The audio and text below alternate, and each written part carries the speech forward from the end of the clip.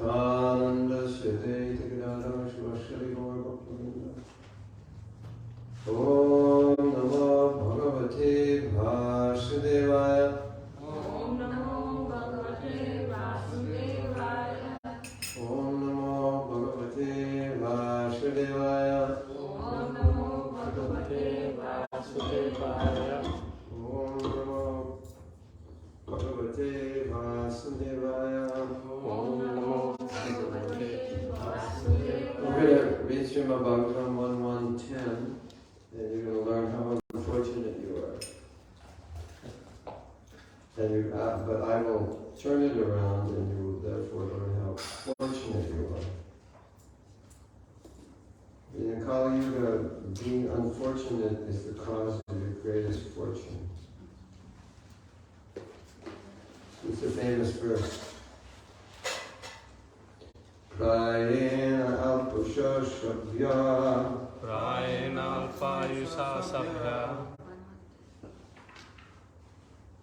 Prayena alpayusha shabhya Prayena alpayusha sabhya Kalo asmin yuge janaha Kalo asmin yuge janaha Manda sumanda matayo Manda sumanda matayo Manda bhagya upadrutaha Mandya bhagya upadrutaha Prayena alpayusha shabhya Prayena alpayusha sabhya Kalo asmin yuge janaha Kalo asmin yuge janaha Manda sumanda matayo Manda sumanda matayo Manda bhagya upadrutaha Mandya bhagya upadrutaha.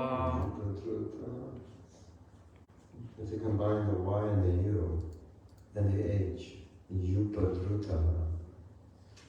Prayena payusha sabhya Prayena alpayusha sabhya Kalo asmin yuge janaha Kalo asmin yuge janaha Manda sumanda matayo Manda sumanda matayo Manda bhagya mandabhagyanupadritaha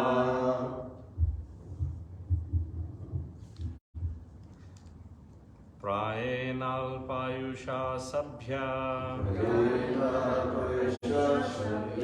kalau yasmin yuge janaha manda sumanda matayo manda bhagya hyupadhritaha prayenalpayusha sabhya kalau yasmin yuge janaha manda sumanda matayo manda bhagya hyupadhritaha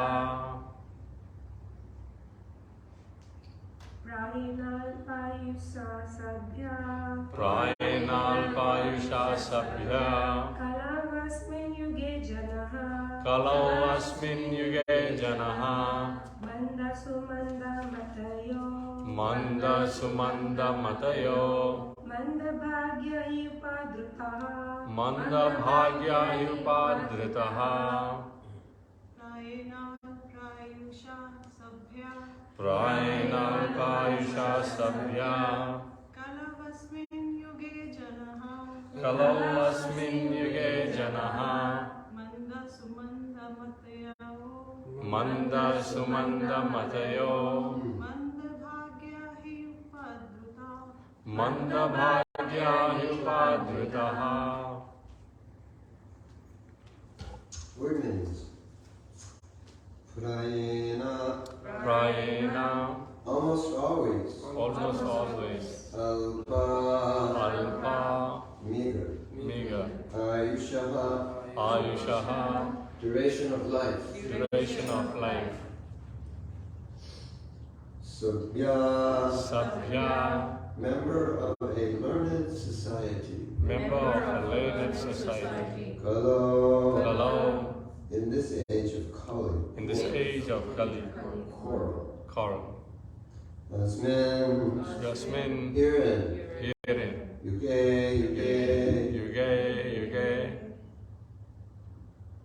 Oh, only one. Yuge. Age. Janaha. The public. Mandaha. Lazy. Sumanda mataya. Misguided. Manda bhagya. Unlucky. He. And above all. Upadrutaha. Disturbed. Definitely disturbed. O learned one. So these are the sages that Narasimha is speaking to Sutta Goswami. Is that correct?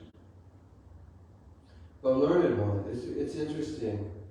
When I first was reading this, I was thinking, okay, so this is the chapter where they're asking Sutta Goswami to explain what they should do. Kali Yuga is here.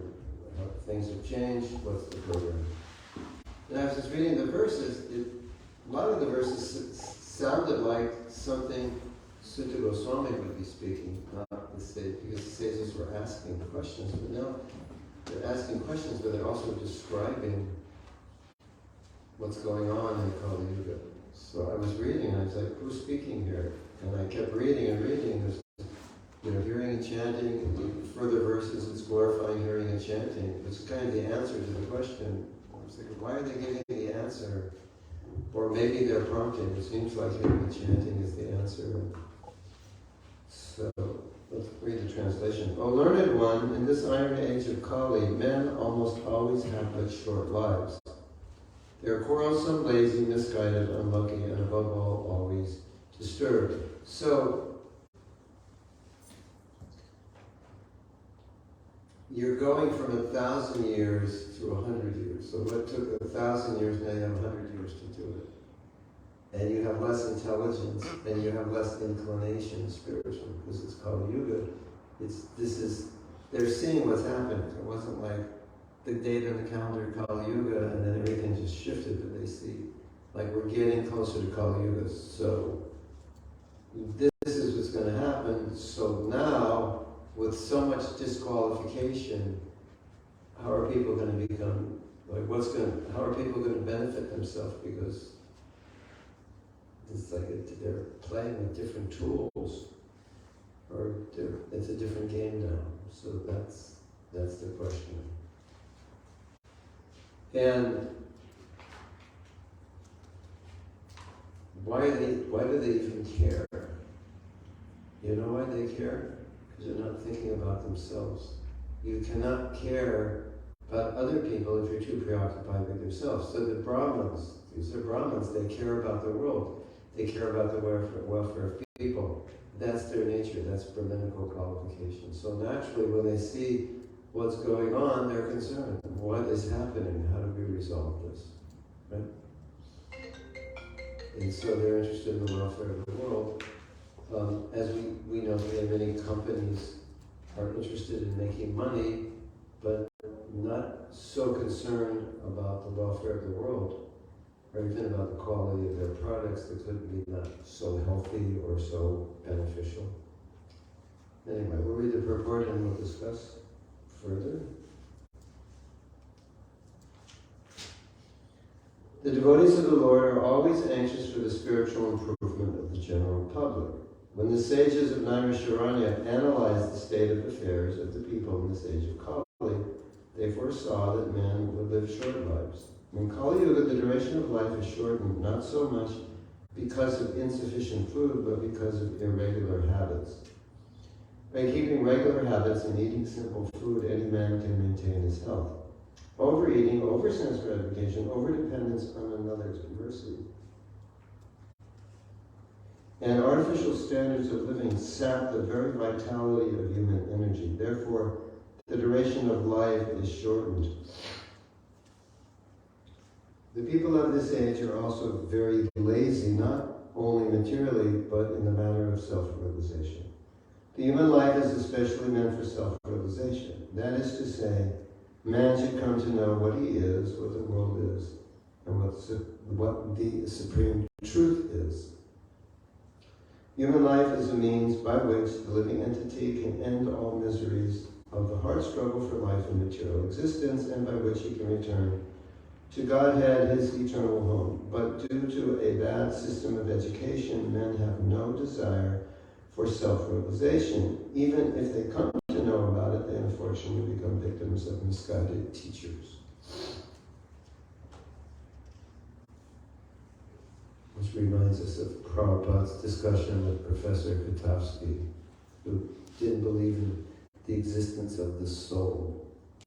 Conversation. Prabhupada, he met a professor in Russia. I think it's kind of how he was allowed to go to Russia to meet this professor. And the professor, it's communism, they're atheists. There's no soul. And Prabhupada would always talk about this. He said, he's a professor, maybe he was a professor of Indology, philosophy, history, whatever, I don't remember. And Prabhupada would always say, he's a professor, and he doesn't believe in the soul. It's kind of like, look what's going on in the world today. Talked about it a lot. At one time, Prabhupada met a professor of Hinduism in America, and he asked the professor, what is Hinduism? The professor said, well, that's difficult to answer. And Prabhupada said, you're a professor of Hinduism, and you cannot tell me what Hinduism is. It's the same thing, like, what's going on here? You're a professor of Hinduism, and you're asking me what it is. And Prabhupada turned to one of his disciples, Sri Damodar Maharaj. Prabhupada said, Sri Damodar Maharaj, Sri Damodar Maharaj was a PhD in chemistry, some aspect. Chemistry. Did his PhD, so, academic also. Sri Damodar, he is a professor of Hinduism, but he doesn't know what Hinduism is. What is he? Srila Prabhupada said, "Cheater, Prabhupada. He's a cheater." And Prabhupada said, "He said you're a cheater." What do you have to say? The man got very upset. Many years later, he understood that he was properly chastised by Prabhupada. At the time, he wasn't happy. But, yeah, so this is the theme, one theme that reoccurs in Prabhupada's presentation. You're a leader, but you're a misleader. You're a teacher, but you don't know Tattva, you don't know Siddhanta. So, what are you going to teach? In this age, men are victims not only of different political creeds and parties, but also of many different types of sense gratificatory diversions, such as cinemas, sports, gambling, clubs, mundane libraries, bad associations, smoking, drinking, cheating, pilfering, bickerings, and so on. Prabhupada just could have said Las Vegas, that would have covered it. Sin City. Their minds are always disturbed and full of anxieties due to many different engagements. In this age, many unscrupulous men manufacture their own religious faiths, which are not based on any revealed scriptures, and very often people who are addicted to sense gratification are attracted to such institutions. Consequently, in the name of religion, so many sinful acts are being carried on that the people in general have neither peace of mind nor health of body. So, as you will read further in the first, basically throughout the first canto, Prabhupada talks a lot about varnashram, the duties of Brahmins, the duties of leaders, especially Kshatriyas. There's a lot about that. And it's all in the context of the welfare of people. That's always the concern, the welfare of people. Physical welfare, and every other form of welfare, and ultimately primarily spiritual welfare.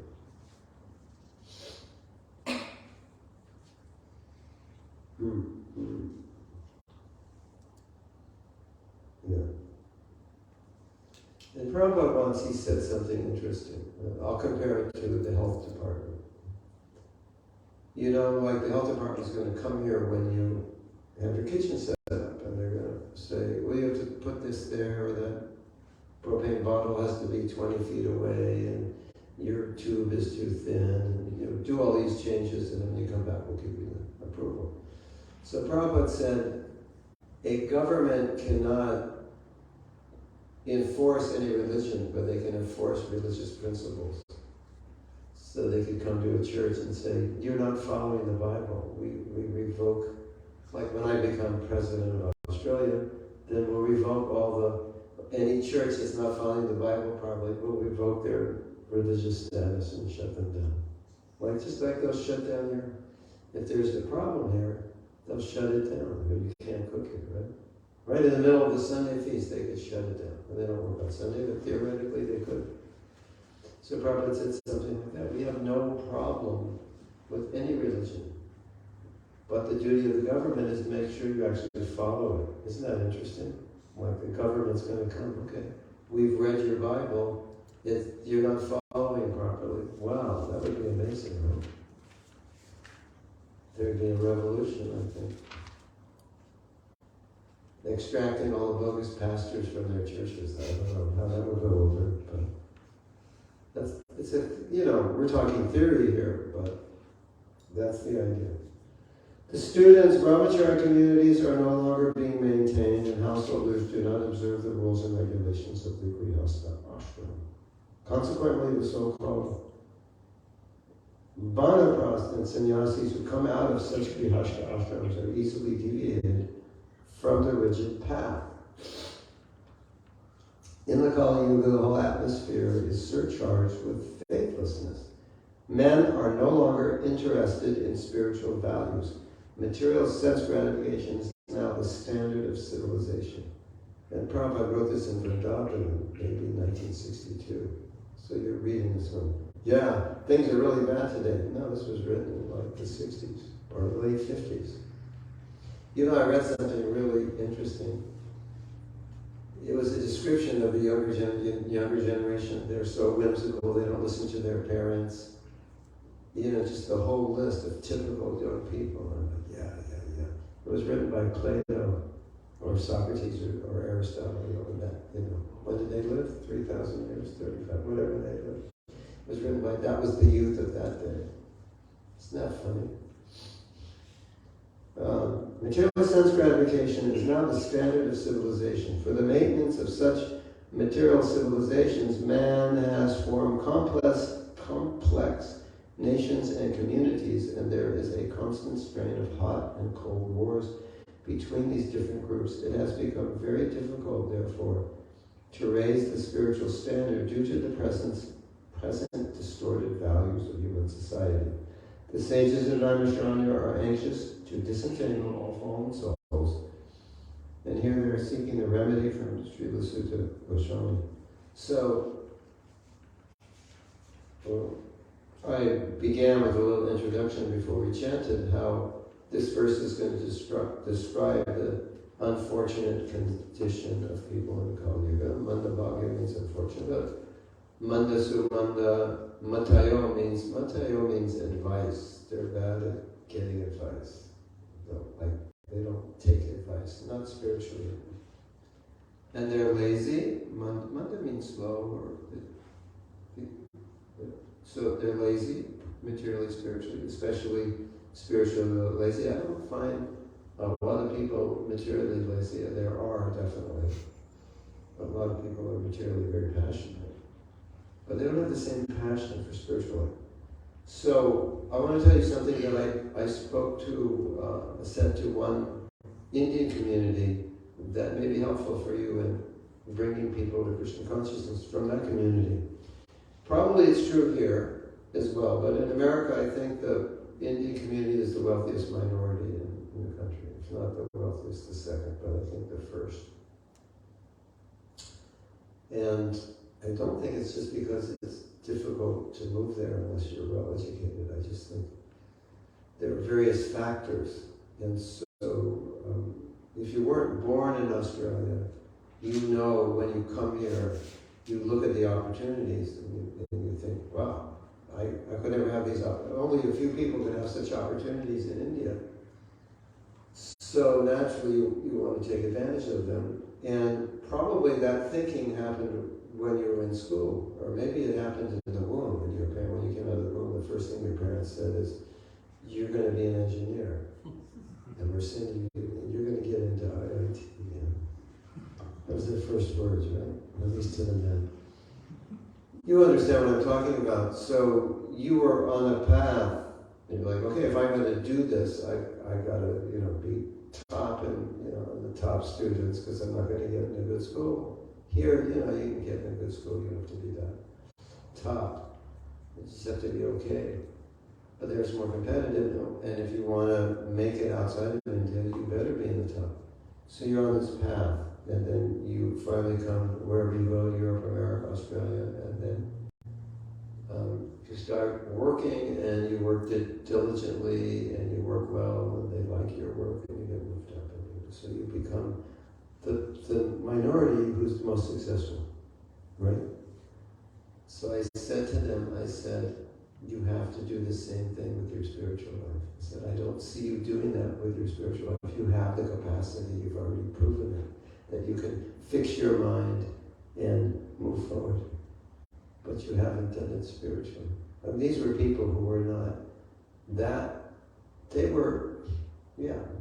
they were around the periphery of Krishna consciousness, but most of them could have developed more Krishna consciousness. So I just wanted to say this, that just look at this. You did it. You're giving so much emphasis to this, and you did it. You're capable, but you didn't give it to that. Therefore, Manda. Spiritually lazy. I didn't call them spiritually lazy, but that's kind of the connotation here. There's an impetus to move ahead materially. You can live nicely. That impetus we have not gotten that impetus growing up spiritually. We got the impetus for religiosity. We didn't get the impetus for spirituality. Religiosity allows you to remain attached. And in fact, religiosity increases material attachment. Because you go to God to facilitate your material attachment. Isn't it? Right? So you go to the temple and you pray for things which will help you materially. If you have material problems, you'll pray to God to relieve them. So that's the way most people are raised, to be successful materially and use religion to support it. So it's kind of like we've been cultivated to be spiritually ignorant or spiritually lazy. So when it comes time to, this life is meant for self-realization. It's like, what do you mean? I thought this life was meant for creating good karma and moving up the corporate ladder. Because that's the whole training. And so the religious thing is just a support system. If you're pious, you'll get good karma. If you're pious, you'll get God's blessings. You'll have good family, you'll have everything you need, you'll have. It's an insurance policy, basically. Isn't it? Don't you think some people go to temple, I guess mosque, church, kind of like an insurance? I want to go there just to make sure that I get God's blessings. Well, what are those blessings? For material things. So that's an unfortunate aspect of Kali Yuga, that you take something spiritual and then you redirect it. So it supports the very thing that the spiritual teaching is trying to detach you from. It makes you more attached to it. Interesting, isn't it? So I thought that was a good point, that like you know how to do it materially, you did it, that means you can do it spiritually if you put that same energy into it. But maybe there's a misunderstanding along the way, so now you have to distinguish religion from spirituality. Otherwise, if you don't make that distinguishing factor, then you're basically using Shastra to support your material life, and you're using God to support your material life. Then, we talk about detachment. Detachment is a very internal thing. It's more internal than external. But if you're in the religious concept, detachment would only be beneficial if it helps you materially. I will detach from this because it's bad for me materially, right? So it gets mixed up in strange ways. Does that make sense? Yeah.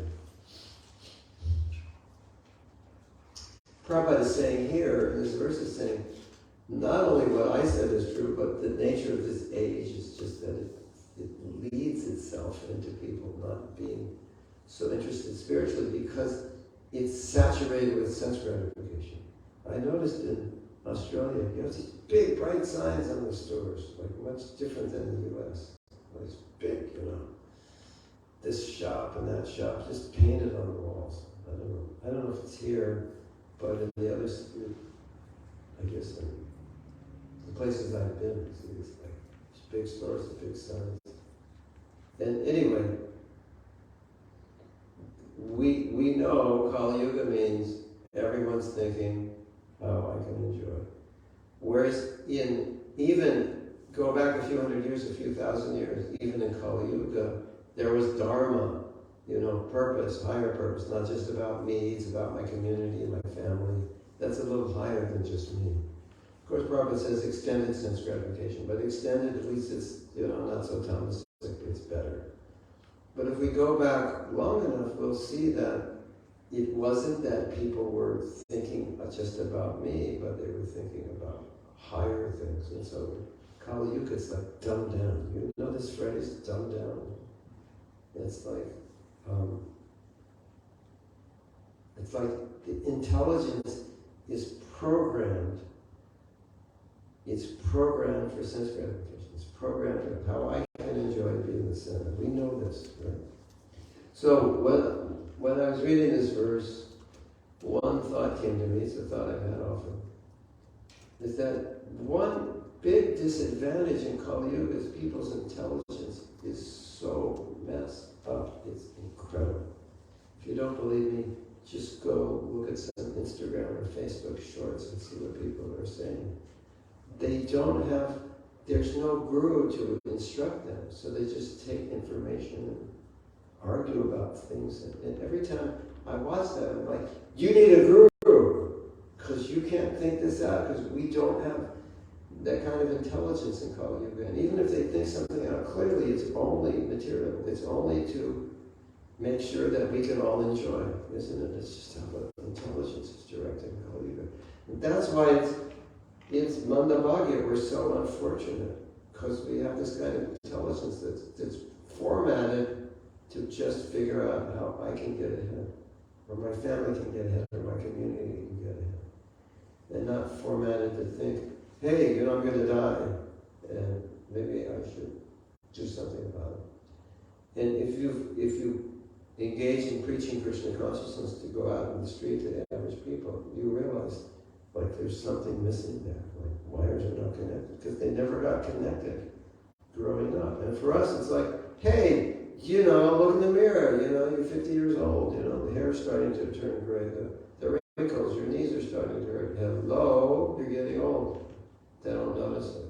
They're just like, 50 years old, starting a new family, divorced my other wife, moving to a new place, buying a new house. They're like endless. That's the lack of intelligence.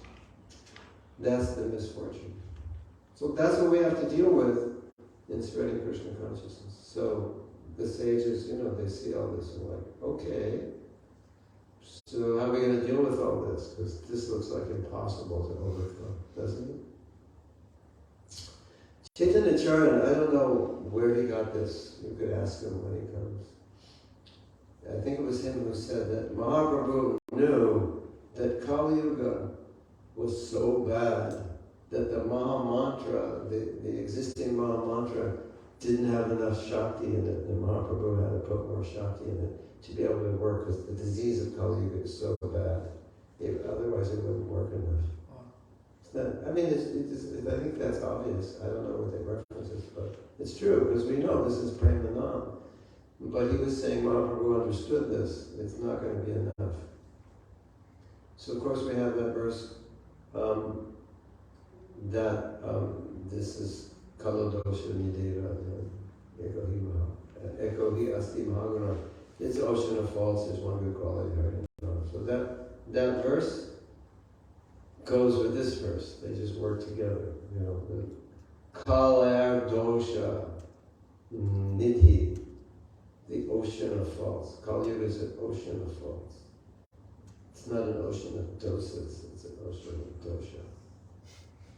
Or it's Kala Dosha. We have the doshas of the body, you have the dosas we had last night. Dosa, Kala Dosha. It's not an ocean of dosas. Yeah, I told my wife we should have a restaurant called Ocean of Dosas. The dosa ocean. Just different kinds of dosas. But it's an ocean of faults. So this verse is kind of summarizing, or kind of like a sutra to the ocean of faults of Kali Yuga, isn't it? And if you just look at this verse, how could anybody become Krishna conscious in Kali Yuga? You'll get it wrong. We'll always do something wrong. And one of my strongest realizations about this, and it's very simple, it's not like some deep, profound realization, but when I started reading Prabhupada's books, I was in university, and I was asking questions, as many of us were, and then Prabhupada was answering the questions, and I'm thinking, why did they teach me this when I was 5? Why did I have to wait till I was 20? This is not fair. So everything was becoming clear, right? And then after becoming a devotee, I think we realized how weak our intelligence is sometimes. In trying to remain spiritual in the material world, sometimes our intelligence becomes clouded.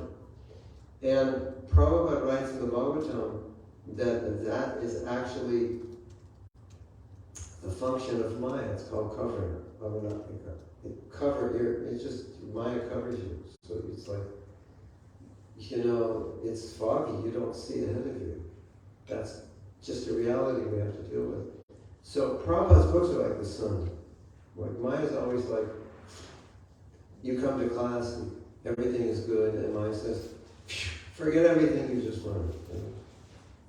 Go to the mall, buy a new sari, buy some furniture, whatever. You need a new pair of shoes. That's what Maya does, right? And then you pull out Prabhupada's books, and it's the sun, the fog goes out. And so my realization about Prabhupada's books is that we're also fortunate, because if we read his books, we become the most intelligent, because it gives us intelligence. Otherwise, the intelligence on its own, Maya will always cover it. Because if she doesn't cover it, we can't remain in Maya.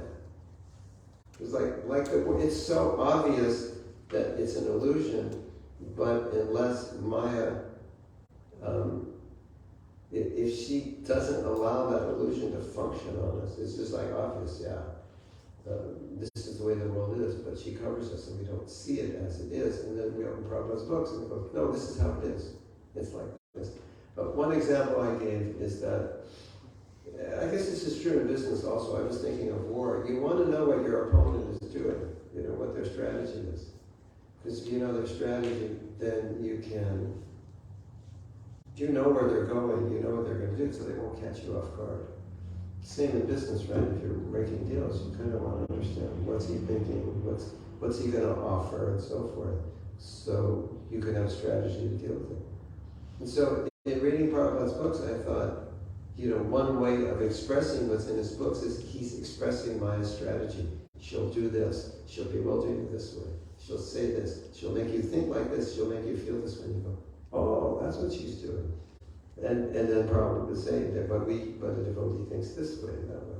So you already know her plan before she does it. And you can deal with it. But without that, even the most intelligent people are bewildered, isn't it? You know that verse in Bhagavatam? The great king, he goes out and defeats his enemies and he comes back and he has to bow down to his wife to get sex, totally controlled. These great powerful men. So Maya's got everybody wrapped around her finger, pretty much, right?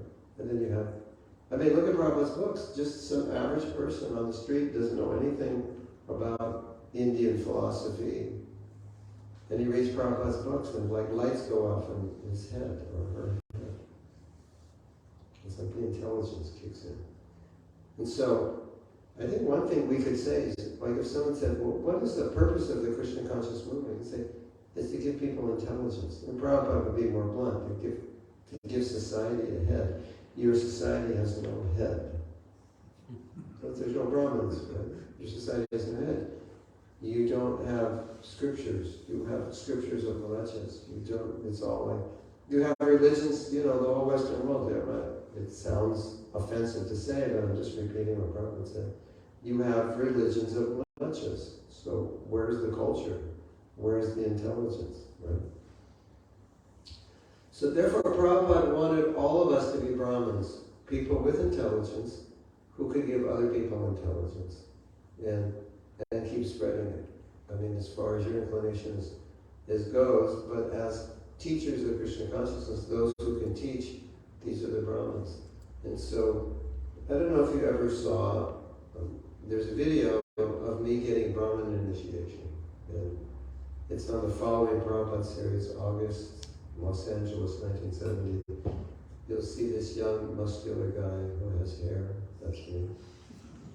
And you'll see Prabhupada giving me Gayatri, in the ear. And then there's another scene where he's putting the thread on my shoulder.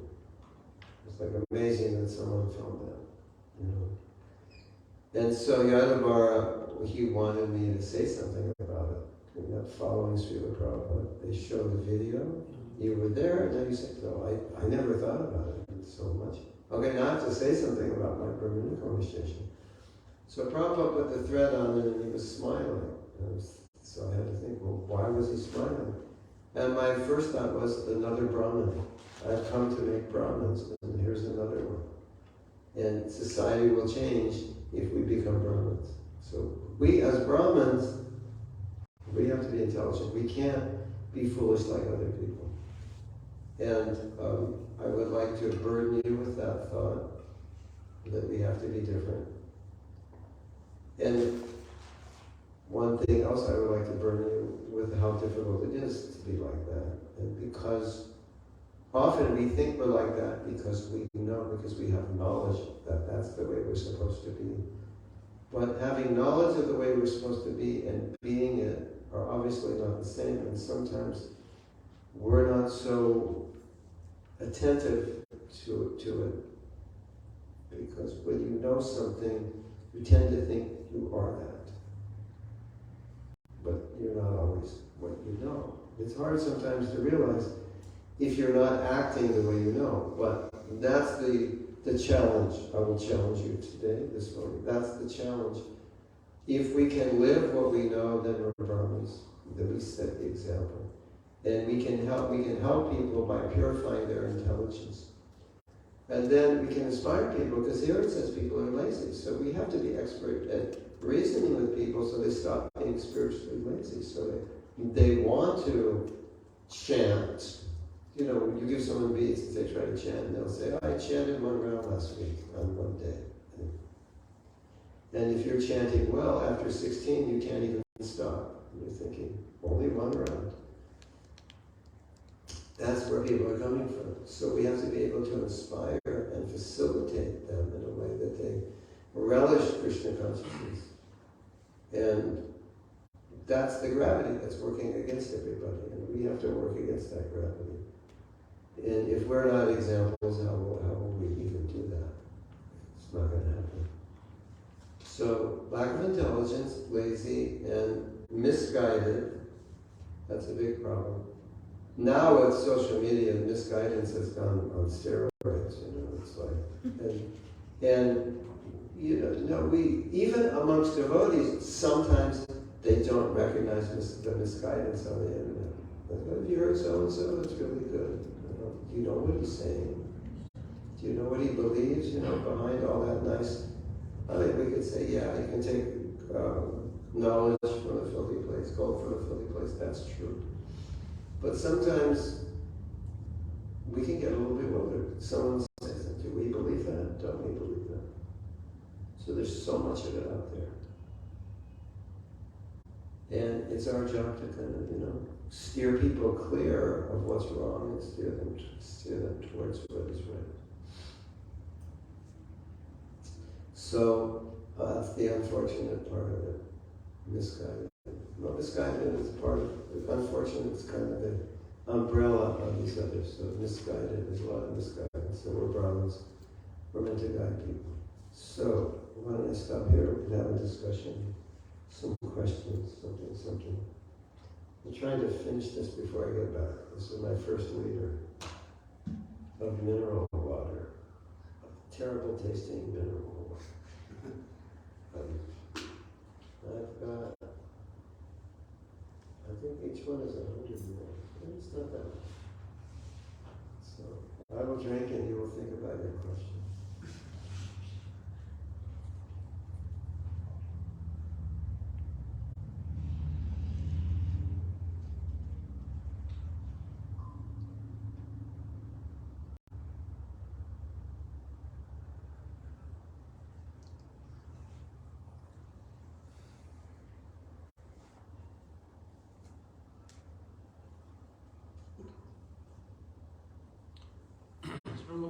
Even yesterday we were discussing as to how the person asked when we're supposed to live by what we know from Prabhupada's books, and at the same time, if we are in business or in corporate world, we have to also behave there appropriately. Now, my personal experience has been that maybe my age would have helped me a little bit in that, but that when we are speaking to anyone, even in the outside world, in the business world, in the corporate world, and when we are nice with them, understanding that I've had many issues where, you want things to happen at a certain time, things are promised to you, things are not delivered. Right. But then, what's the point of getting upset? Right. Instead of that, just try and... Yeah. So if when we're nice, and then when they know that we are Hare Krishnas, it just helps quite a lot. Yes. So it's not always difficult to be nice and be firm in our work environment, business and places like that. It's a very important point. Dalai Lama said, be nice as often as you can, and you can always be nice. So there's two aspects of what you said. One is how it's a form of preaching to set an example. Because if people know, especially if they know you're a devotee, or even if they don't, they'll be thinking, this he's so peaceful. They might say, do you meditate or do you have some practice? Because I noticed how you didn't get upset where most people would have. So that's I've had that experience. I don't know if you've had that experience, but it will happen to you if you act properly. Sooner or later people will notice you didn't act like everybody else. Well, if they know you're a devotee, then the worst thing you can do is not act properly, because that's like you just kind of destroy the image of ISKCON. But not only destroy the image, but it sheds doubt on the process. Well, you follow this process, but you don't act nicely. It doesn't seem like the process works. Like, I go to this doctor and I'm still sick. And I'm saying, you should go to the doctor. And you say, but you're not even well. Why should I go? But if you see me dancing in kirtan for a half hour straight after going to the doctor, you're going to be impressed. Right? He danced the whole kirtan. He's over 70 and he danced the whole kirtan. What did that doctor give him? I want some of that. So that's one aspect, the effect it has on people, which I think is so pleasing to Prabhupada, that he's come and give us something that we've embodied in our life and can demonstrate that in our life to people. I don't think there's a higher compliment you could give to Prabhupada than that. Or it's indirectly you could say it's like blasphemy of Prabhupada to not do that, to do the opposite. The other thing is the personal. This is your spiritual practice. So now you're in a situation where you could easily get disturbed. So everything I've learned about going beyond duality, everything I've learned about sense control, everything I've learned about sattva, now's my time to practice it. Right? So I think this is something that we forget a lot. And I've seen people, by the questions they ask, I could see what they believe, that you can't, when you get in that corporate environment, you can't really be Krishna conscious. It's the wrong environment. And my point is that if you just stand back from that statement and look at it a different way, do you think when Krishna spoke Bhagavad Gita, he was only speaking it, that you can follow this before 8:30 and after 7? Because if he did, he would have said it. But the proof, obviously, that that's not true is that Bhagavad Gita was the first corporate program because it was at Arjuna's workplace. So you can use that as you say, I can't follow at work. Well, Krishna spoke to Arjuna at his workplace. That we need you to follow this at work. So, when I think about this, I think this idea I can't be Krishna conscious at work, I think it's a misunderstanding of application of the qualities. What does it mean to be humble? I'll get walked over. Well, Prabhupada was humble, he didn't get walked over. So maybe you have the wrong definition, the wrong application. And if you don't practice Krishna consciousness at work or at home, it's like, what is your understanding? Can we say you've understood anything? So rather than that, I prefer to see that when we're dealing with people, I prefer to see that as, oh, this is good, because I walk around like I'm rough and tough and I can beat people up. But now this guy comes up to me and says, hey, big guy, you want to fight? Now I can show how strong I am. Or I can test my own strength. Can I beat him up or is he going to beat me up? So it's an opportunity. So yeah, let's go outside. Let's see who's stronger. I need this. Otherwise, I think I'm strong, but I'm not. Or I confirm that I am strong. So I would never I think that statement, I can't be Krishna conscious at work, or I can't be Krishna conscious at home, needs to really be looked at. Maybe we're just looking at it the wrong way. And also, another aspect, not just the corporate world, but was grihastha life. A lot of young, especially men. It wasn't so much the women. I don't remember women saying this to Prabhupada, but the men saying, I can't be Krishna conscious at home. It's too much Maya, wife, kid, and so forth. And Prabhupada would say that a neophyte thinks that you have to create the proper circumstance to be Krishna conscious. And if you're not in that proper circumstance, situation, you can't be. So in his words, he said, that is neophyte understanding. And so I think that's important. I mean, obviously there's truth to it. You don't, Shastra says, you don't want to lock yourself up with a non-devotee. In a room all day, that's not going to be really good for you. Although when we work, maybe it's like that. But Prabhupada's point was that you don't want to blame the situation on your lack of Krishna consciousness. So you don't want to blame the corporate environment. It could be it's not obviously so conducive, but you are challenged now how to be Krishna conscious in that environment. So that's good, isn't it? You can test yourself. I'm studying every day now. I'm in the gym practicing, and now it's time to fight. So that's good. This guy looks big. Good. Fight a big guy. If you can beat him, you can beat the small guys. This problem looks big. Okay, let's fight it. Let's go for it. Why not? So I think that's extremely important, because in my mind, when I look at that statement, you can't be Krishna conscious at work, then it's kind of like, well, what's the point of studying? If you can't take it out of the world, then I guess it's not practical philosophy, or you've misunderstood how to apply it. Or maybe you misunderstood it just completely. Does that make sense to you? It's a whole teaching of life. And so,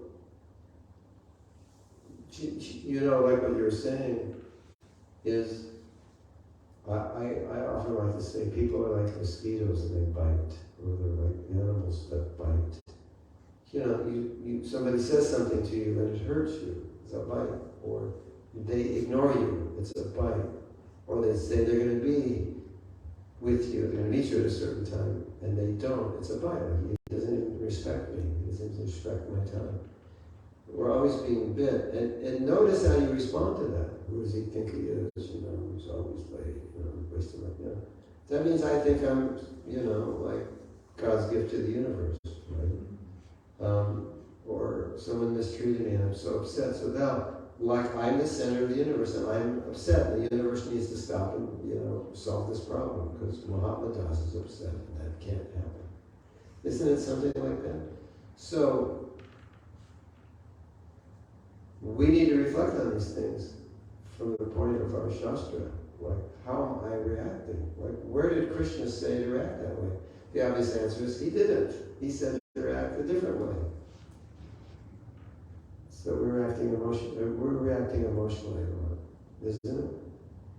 So here's my little joke. When we do the forgiveness workshop, I ask everybody, it's all devotees, I know they're going to say yes, do you believe in karma? Everybody says yes. I said, you believe in karma, so that means whatever you do is going to come back to you. Yes, everyone says yes. So now you have an issue with somebody who said or did something to you. Like that doesn't make sense. Like you shouldn't be at a forgiveness workshop if you believe in karma, because you understand it's just I did something and it's coming back. So I use that as an example, which I think is extremely important, that you understand something intellectually, but on the real platform, you're acting in the total opposite way. Isn't that interesting? I'm just like all emotional. But no, I believe in karma, yeah. What goes around comes around, yeah, whatever you do comes back to you. So why are you upset that somebody said something nasty to you? That doesn't make sense. It's totally in your head. So the thing was, I did so many workshops and this was so common, even amongst the most senior devotees. I started saying, okay, so you've got intellectual understanding, you've got conditioned emotional response that can be completely different. We need to do something about this. We need to get get things in alignment so your emotional response aligns with what you know. So I'm just throwing that out to you, that's what we want to do. So when that person disturbs you, your spouse, your husband, husband, wife, or your boss, another person lets you down, then you can think, okay, it's time for alignment here. Because my natural response is, what an idiot this guy is. How can he do that? Right? That's our conditioned response. Or some form of that. Maybe some of us are more polite. But we get upset. So that's really important. I think it's like, if we can't do that, then what? Like we missed the boat or something. And what do other people think when they see us? You chant every day, the result of that is this happened, this little thing happened, you got angry, you're like, it must not work. Something's wrong, right? Does that make sense to you? Yeah. And I think one of the most practical examples is the difficulties we have in relationships. We're devotees, but these are real things. We're conditioned souls. We have a nature. We see things a certain way. And if we want to get in alignment, it's like we have to really think, okay, well, if I am to act in a Krishna conscious way, how is that going to be different than the way I'm thinking? How would I react differently to this situation? And a lot of times you'll find, it's frustrating, you'll find the way I'm thinking has nothing to do with Krishna consciousness and everything to do with my material conditioning. And somehow the Krishna consciousness hasn't entered that sphere. Right? You all know, if you're married, how sometimes you just act like a complete, I won't say the word, but we'll just say a little disrespectful sometimes, right? That's a little bit disrespectful. You know those times. And did you ever reflect on like, why did I say that? Like an hour later, I'm a devotee. Devotees don't do that. So it's like there's this devotee person and there's this like other person. And the other person has to merge into the devotee person. Otherwise, we've got this schizophrenic thing going on. Sometimes a devotee will say, Prabhu, I have to talk to you about my husband, this, that, and the next thing. I'm like, no way, he's not like that. He's the nicest, humblest. Everybody loves him. Tell me, but you should see him at home. It's like Dr. Jekyll and Mr. Hyde. Isn't it? And when I look at that, I think there's something fundamental that we need to be teaching devotees, because this should not be going on. We, in theory, should have caught ourselves when we act that way. No, I'm a devotee, I can't act that way. But we don't. And sometimes we justify it. That's when it gets dangerous, when you start justifying it. Yeah, then it's like, forget it. It's better you just regret it that you've acted that way. But justifying it, that's you can't do that. We'll beat you up if you do that. We'll tie you up in 10 lashes with a Tulsi stick. You had a question, Carmen? Yes. So basically they're talking about dualities, how we need to be Krishna conscious in every circumstance. How can we teach these kind of things to our kids as they're growing older? They face a lot of these dualities when they go up to, in a school situation where they have to act in a certain way. Or sometimes they even get hurt, they get embarrassed to even bring their friends home because there are pictures hanging everywhere. And we're just different. We don't basically fit in. And the children, they try to fit in. Yeah, it's a really good question. I think, personally, we need about 2 or 3 days with the kids in a seminar. And I have it in my head, but it's totally theoretical. I don't know how I would do it. But I've seen it done in other places. And basically what they did is they helped, this was for kids, these weren't for devotee kids, but just kids in general because of peer pressure. They helped them to stand tall in their own integrity to what they believe and not allow the peer pressure to influence them. It's like, So it's like with your kids, it's like, okay, so what do you believe? And they'll tell you, well, do you believe in McDonald's, or do you believe in prasadam? No prasadam. Do you believe in this or that? Okay, so how are we going to now get you to this point that you're not going to be enamored by I have to fit in thing because you're going to compromise your own beliefs? I don't exactly know how they did it. I have a general idea of how they did it. But they do this with adults also. It's like, to not be so influenced by social pressures. So I think the first step is to get them to connect with what they believe, like verbalize it, like tell me what you believe, write it down. Like we need that. And tell me what you don't, where you don't want to go, and where you're being pulled to go. Like you make it clear, you can see it visually. That can help a lot. I was on the beach the other day, and I told the devotee, you should verbalize what you want to be and verbalize what you don't. Like just affirm it to yourself. I don't want to see some person doing something. I don't want to be that way. And my mind saying, no, that would be good. No, I don't. Talk to your mind. And affirm what you want to be. I think that's super important. Because social pressures can destroy everything. It makes it so difficult. So then, the next stage of that is, okay, now how can I help my kids be proud of what they believe? Like, this is better than what they believe. Once I was walking down the street in Dodi, and people are like, making fun of me. And I was thinking, no, I'm showing you how to dress. You just don't know that. No, I don't. This is like better, because it never goes out of style, because it was never in style. It's just a style that's kind of just, you don't have to worry about it. It's only one or two ways to wear it. So it was kind of like, that was Prabhupada's mood, like, Prabhupada wrote me a letter. I said, we should have a rock and roll band. He said, no, they should like our music, not that you should do their music. And that was his idea, So it's kind of like, your kids liking kirtan. They like kirtan a lot. Most of our kids are not so much into rock and roll. They're more into kirtan. So that's an example. The whole world's into rock and roll. No, I'm into kirtan. So maybe you can use an example of what they're already doing. So you're already doing this. You already believe this. You're not compromising with outside society. So how about with the other things that you're starting to compromise? Like, let's talk about it. Like, why?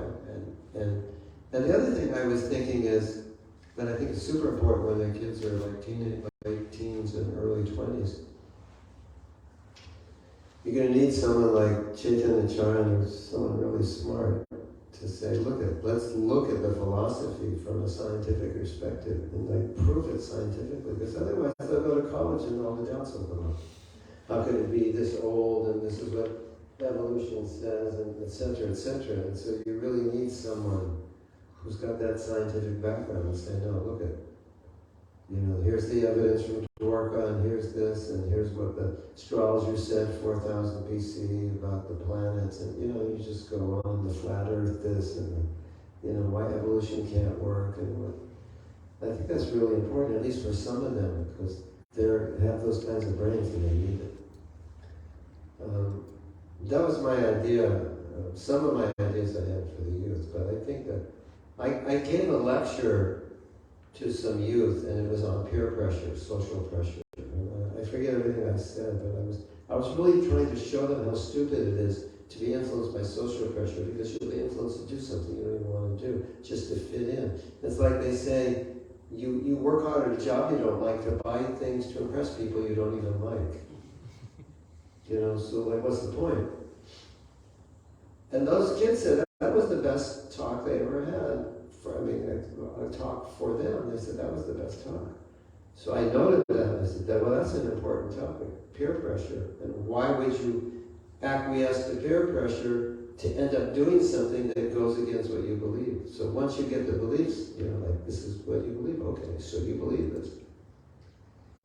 Now there's the third, fourth, fifth problem, whatever, number one. The next problem is parental example, because you can't teach them to do something unless you do it, and you can't teach them to believe something they don't believe. So that's, whatever they align with, you have to align with it also. Otherwise they'll just say, but you don't even do that. And you're asking me to do it, or you don't even believe that.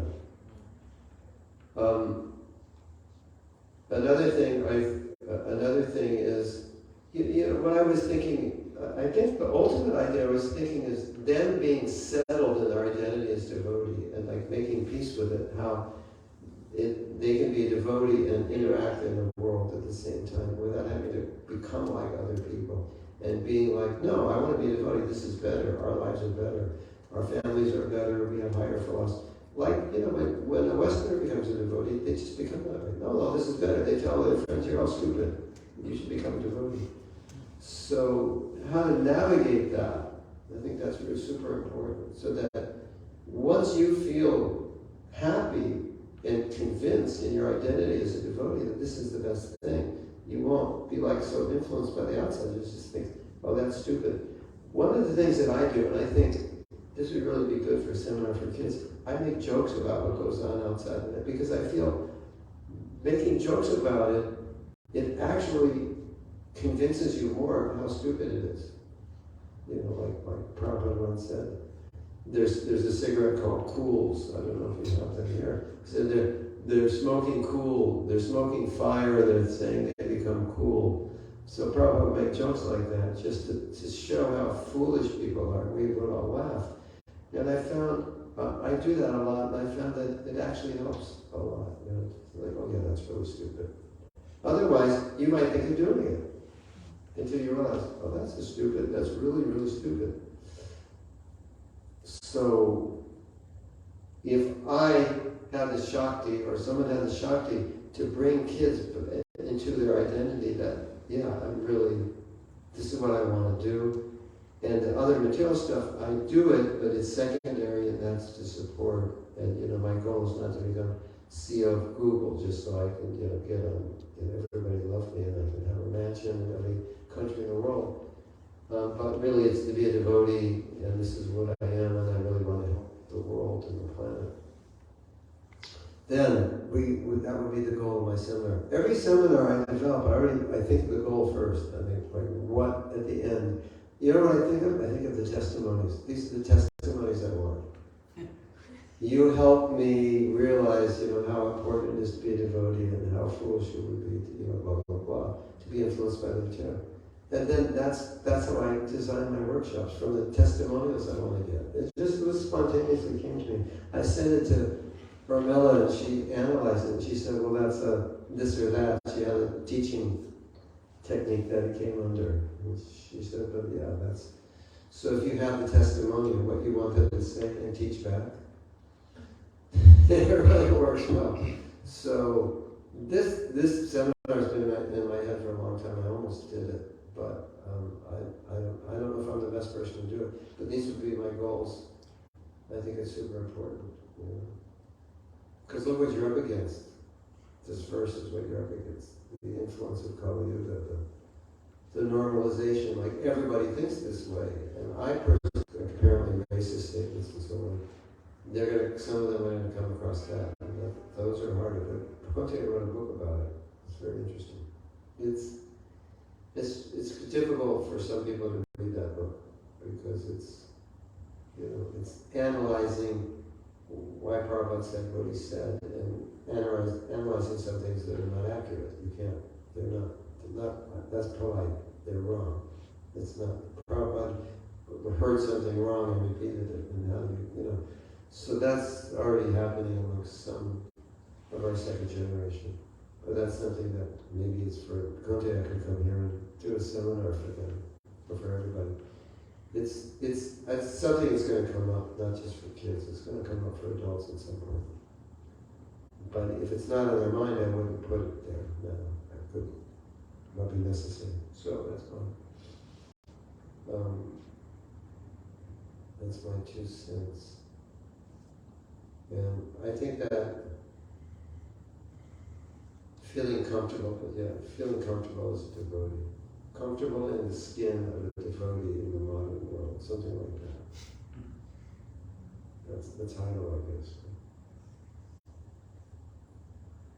you did a chanting workshop with kids Yes. about 2 years ago for It's Australia. all your fault, right? You organized it, right? But it was quite popular. Everyone loved it.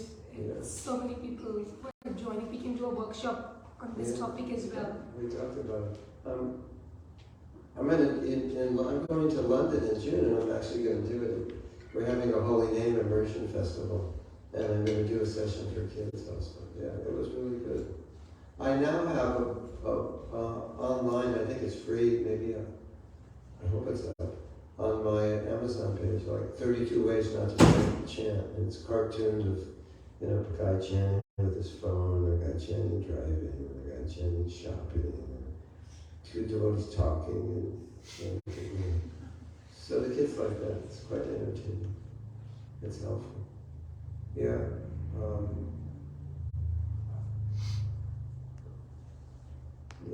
I mean, see, the thing is, if I don't know, I'm the best person to put this workshop together, but if once it's put together, it's there, and that means it can be, in theory, taught by anybody, anywhere. And so, like, hey, this is, or like, well, we should teach this part of the workshop when they're 8, then this part when they're 12, and then when they hit 15, we'll teach this, something like that. I think that'd be so good. Just make their life easier. That's how Urmila Mataji actually has her curriculum. So same topics, but depending on the class, it is the depth that they go in. That's so good. Actually, when we're coming here, we were talking that this trip of Mahatma Prabhu is a preparatory trip for the next one. Because next Did you know we're going to, where are we going? To Hawaii.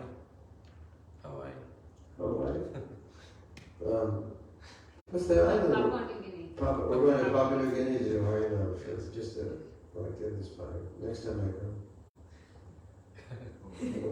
That would be And we're going to stay we're all going to live like brahmacharis and brahmacharis. We're going to stay at some devotees' homes, and we'll just all sleep on the floor.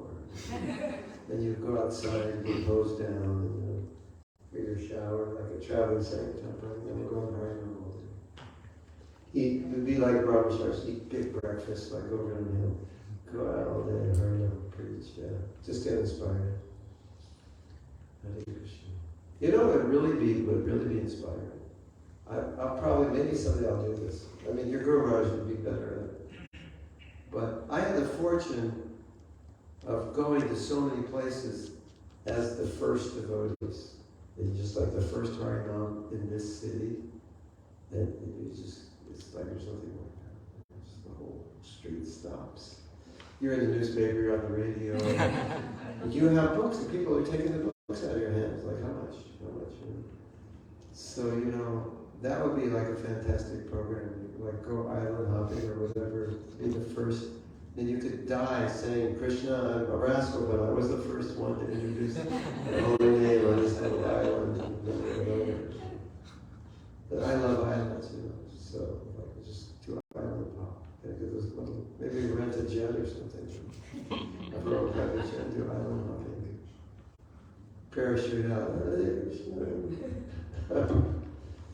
Now this is being broadcast. I told my disciples to watch it, so I will have to send them, okay, the dates in place for Papua New Guinea. Show up in Papua New Guinea next January. So one weekend for retreat here and one weekend in Papua New Guinea. Yeah. Retreats are important because when you have Bhagavatam class, you get the ideas, but you need to go deeper and deeper. And I've noticed in the retreats I do that the first day is much more difficult than the second, because the first day it's like you're cutting the bush away, and the second day you're like planting the flowers and paving the trail. It's like once you like Bhagavatam class, you could like go this far, but the first day of the retreat you go this far, but the second day you go that far. It's just like it's cleared. So that's why they're really good, to change some habit or belief. Okay, party's over, I guess, right? We have another one tonight, correct? 6 o'clock? Okay. Is that going to be broadcast also? Yeah, we will. So I think that is a different, you have to give me that info and I can publicize that. Okay. Uh-oh.